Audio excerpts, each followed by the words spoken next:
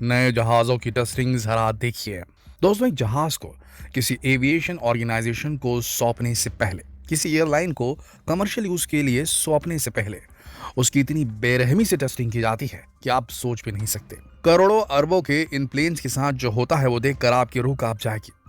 उसकी पहली उड़ान भरने से पहले जहाज़ के एक एक पार्ट के साथ बड़ी बर्बरता बरती जाती है। ऐसा क्यों किया जाता है, ये समझने के लिए ज़्यादा पीछे जाने की ज़रूरत नहीं है। अक्टूबर 2018 में इंडोनेशिया की लॉयन एयर से बिलोंग करने वाला बोइंग 737 मैक्स एयरक्राफ्ट अपने टेक ऑफ के 12 मिनट बाद ही क्रैश हो गया और उसमें मौजूद 189 लोगों की जान चली गई। सारा इल्जाम पायलट्स पर और उनकी लापरवाही पर डाल दिया गया। फिर 2019 में इथोपियन एयरलाइंस से बिलोंग करने वाला सेम एयरक्राफ्ट टेक ऑफ के 6 मिनट बाद ही क्रैश हो गया और सभी 157 लोगों की मौत हो गई। और इस घटना को भी पायलट्स की लापरवाही बताया गया और उन पर तोहमत थोप दी गई। जरा सोच कर देखिए, आप ऐसी किसी फ्लाइट में उड़ान भर रहे हैं जिसके ऊपर सालों से सेफ होने का भरोसा किया जा रहा है और वो क्रैश हो जाए। प्लेन तो क्रैश हो गया, अब ब्लेम किस पर डाला जाए? कई महीनों तक ऐसे केसेस में इन्वेस्टिगेशंस चलती है, लेकिन जिनकी जान चली जाती है उनका क्या? तो प्लेन को सेफ बनाने की सबसे पहली रेस्पॉन्सिबिलिटी किसकी बनती है? उसके मैन्युफैक्चरर्स की।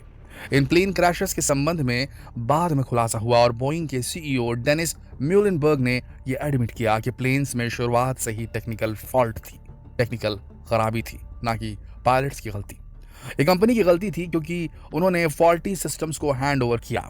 मैं आपको बता दें कि जब पहले क्रैश के बाद बोइंग को ब्लेम किया जा रहा था और मैन्युफैक्चरिंग डिफेक्ट बताया गया था, तब कंपनी ने इस बात से सीधे इनकार कर दिया था। और बोइंग को जब अपनी मिस्टेक का पता चला तो उन्होंने दुनिया भर से अपने 380 प्लेन्स को वापस बुलाया, उनमें मॉडिफिकेशंस किए।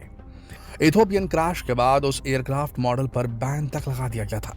भारत में भी उस मॉडल के 18 प्लेन्स ऑपरेटिव थे, यानी कि चल रहे थे, यूज में थे, यात्री उसमें उड़ान भर रहे थे। तो दोस्तों, ये भी किया गया कि भारत में भी जो ये 18 प्लेन ऑपरेटिव थे उन्हें भी रोक दिया गया तुरंत।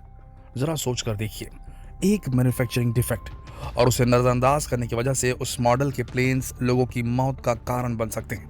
इतना समय हो गया था इस मॉडल के प्लेन्स को दुनिया भर में उड़ान भरते हुए, और ऐसी किसी फ्लाइट में आपने आपके किसी जानकार ने भी उड़ान भरी होगी। बेचारे पैसेंजर्स को जानकारी तक नहीं थी कि वो एक फॉल्टी प्लेन, टेक्निकल फॉल्ट वाले प्लेन में सवारी कर रहे हैं। सिर्फ एक चूक सैकड़ों लोगों की मौत का कारण बन जाती है, और ऐसा पहली बार नहीं हुआ है। 1962 में भी ऐसा ही एक भयानक एक्सीडेंट हुआ था। इसीलिए समय के साथ ही नए एयरक्राफ्ट की टेस्टिंग को और भी कठोर बना दिया गया और बोइंग के इंसिडेंट्स के बाद तो एयरप्लेन्स की टेस्टिंग में खास परिवर्तन किए गए। चलिए आपको बताते हैं कैसे इन जहाज़ों की कमियों को चुन चुन कर खोजने और उनके हर एक पार्ट को चेक करने के लिए खतरनाक टेस्ट किए जाते हैं, बिल्कुल ब्रांड न्यू प्लेन्स के ऊपर। दोस्तों, जब एयरलाइंस आम जनता के लिए इन एयरप्लेन्स को खरीदती है तो एयरप्लेन मैन्युफैक्चरर से उससे भी पहले ये टेस्ट मैन्युफैक्चरर्स द्वारा किए जाते हैं। फॉल्ट की वजह से कैसे लोगों की जान चली जाती है वो हमने अभी आपको बताया। मैन्युफैक्चरिंग डिफेक्ट्स को टेस्टिंग फेज के दौरान ही ढूंढा जा सकता है और उसे ठीक करने के बाद दोबारा टेस्टिंग होती है, उतनी ही बेरहमी से। सबसे पहले तो एयरप्लेन का वर्टिकल फ्लाइट टेस्ट किया जाता है।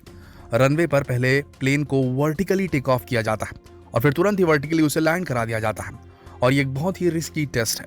एक फ्लाइट को कभी भी टेक ऑफ करने के बाद तुरंत लैंड नहीं किया जाता, वो भी वर्टिकली, जब तक कोई एक्सट्रीम इमरजेंसी ना हो। इसी टेस्ट के दौरान पायलट्स कुछ और टेस्ट भी करते हैं, जैसे शार्प टर्न करना, तुरंत मतलब मुड़ा देना प्लेन को, या प्लेन को तेजी से नीचे उतारना, ताकि इंश्योर किया जा सके कि प्लेन हर सिचुएशन में लोगों की जान बचा पाएगा। ये वाला टेस्ट हर बड़ी कंपनी हर छोटे बड़े एयरप्लेन्स पर करती है। इसके बाद की जाती है एयरप्लेन की एक्सट्रीम वेदर टेस्टिंग, जिसमें एरोप्लेन को अलग अलग वेदर कंडीशंस में ऑपरेट करके देखा जाता है। मौसम, अलग अलग मौसम, पूरे प्लेन को एक साथ टेस्ट किया जाता है और इसके अलग अलग कंपोनेंट्स और सिस्टम्स को भी बहुत ज़्यादा गर्म और बहुत ज़्यादा ठंडे टेम्परेचर में अलग अलग भी चेक किया जाता है। यहाँ तक कि प्लेन को बहुत हाई एल्टीट्यूड और बहुत लो एल्टीट्यूड पर भी ले जाकर चेक किया जाता है कि प्लेन नॉर्मली फंक्शन कर पा रहा है या नहीं। आइस वेदर टेस्टिंग इसमें सबसे ज़्यादा इंपॉर्टेंट होती है, जिसमें प्लेन को एक ऐसे टेम्परेचर में टेस्ट किया जाता है जहाँ का टेम्परेचर 0 से बहुत ज़्यादा नीचे होता है। सब जीरो टेम्परेचर में टेस्टिंग होती है। टेस्ट करते हुए लैंडिंग के दौरान प्लेन को हाई लेवल फोर्सेस और शॉक से गुजरना पड़ता है। ये ब्रेक टेस्ट का हिस्सा है। ब्रेक टेस्ट के लिए प्लेन पर मैक्सिमम वेट भी लोड किया जाता है और खराब ब्रेक पैड्स लगाकर भी टेस्टिंग किया जाता है। प्लेन को रोकने से पहले रनवे पर फुल स्पीड में दौड़ाया जाता है और सडनली रोक दिया जाता है। इससे पहियों में हीट जनरेट होती है।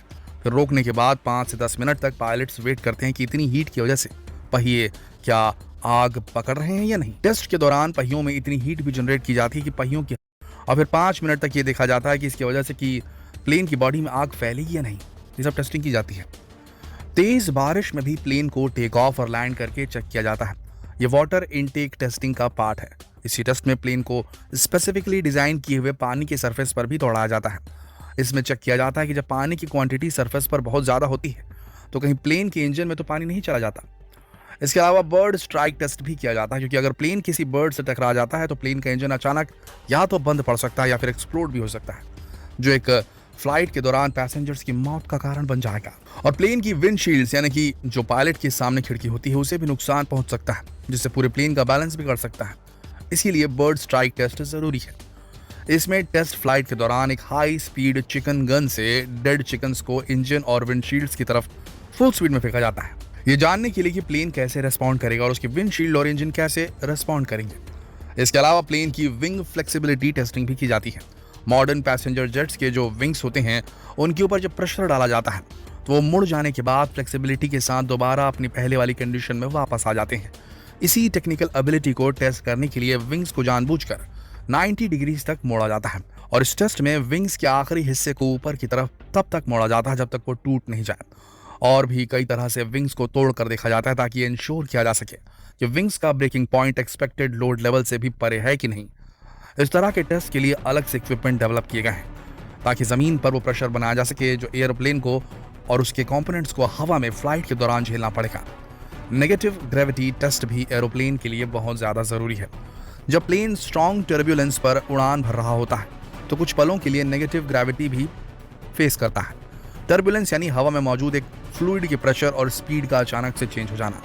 ये एक प्लेन के लिए बहुत ही डेंजरस कंडीशन होती है। इससे प्लेन किसी ऑल्टीट्यूड से गिर सकता है और बहुत ज़्यादा शोर भी करता है।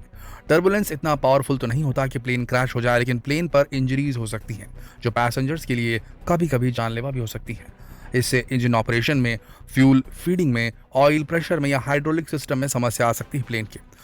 इसीलिए यूरोप और यूएस में हाई लेवल के नेगेटिव ग्रेविटी टेस्ट किए जाते हैं जो हर कंट्री की रिक्वायरमेंट्स को पूरा करते हैं। इस टेस्ट को कुछ सेकंड्स के लिए ही किया जाता है और कम फ्यूल के साथ किया जाता है। इस टेस्ट के लिए स्पेशल प्रिपरेशंस भी की जाती है। इसके अलावा journal handling, quality testing, operational performance analysis, airfield noise emission और नॉर्मल मोड, फेलियर सिनारियो और एक्सट्रीम कंडीशन में सिस्टम के ऑपरेशंस को चेक किया जाता है। दोस्तों, इस सब कुछ पैसेंजर की सेफ्टी को इंश्योर करने के लिए ही किया जाता है। दोस्तों, आपको जहाज़ों की टेस्टिंग की वीडियो कैसी लगी कमेंट करके हमें ज़रूर बताएं और इस वीडियो को ज़्यादा से ज़्यादा शेयर करें ताकि आपके दोस्तों की भी नॉलेज इस प्लेन के रिगरस टेस्टिंग की जानकारी उन्हें